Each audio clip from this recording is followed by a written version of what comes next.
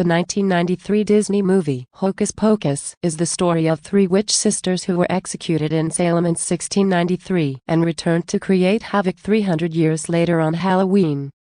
It is more than a classic. It is a cultural touchstone.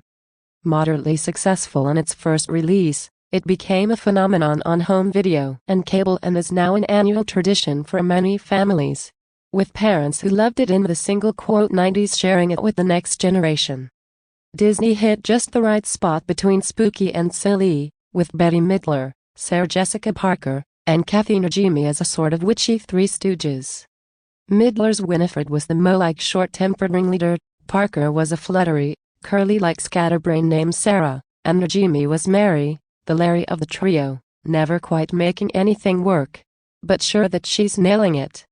Nearly 30 years later, Hocus Pocus 2 should make fans of all generations happy, paying tribute to the original and adding some gentle updating and some welcome diversity, subtracting some violence. It is also a little bit sweeter.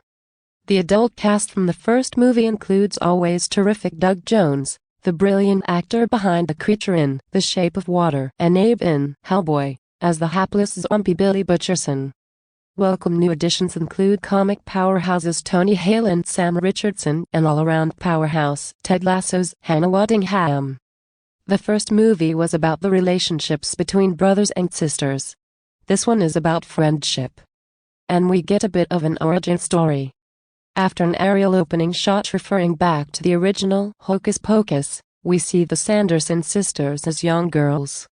First, we see the pilgrim community scurrying out of the way as Winnie stomps furiously through the town. Young Winnie is played by Taylor Henderson, complete with wild red hair and buck teeth. Her witty rendition of Midler's Alpha Witch is sharp and funny. The local clergyman, Reverend Trask, has decided that since the Sanderson parents are dead, Winnie must marry a young man from the village and the younger girls will be sent to live with another family.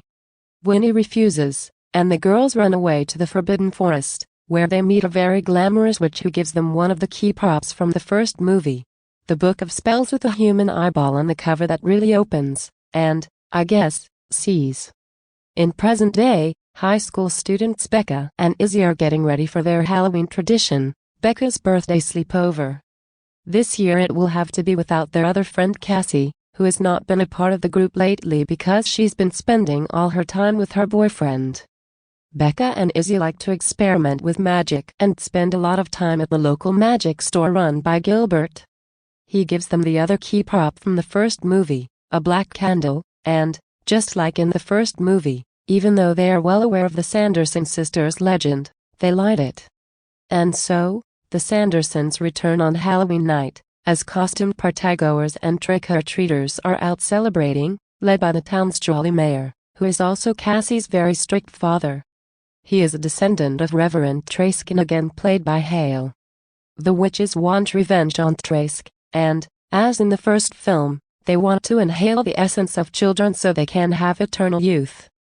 The challenge for the sequel to a beloved film is maintaining enough of the original to make the fans happy without being too repetitive or confusing newcomers. And Hocus Pocus 2 gets that just right. The highlights of the first film are celebrated and there are some very funny moments, including a Sanderson sisters costume competition. It is not a spoiler to say that smart, brave, and loyal teenagers get more comic traits than tricks. So does the audience.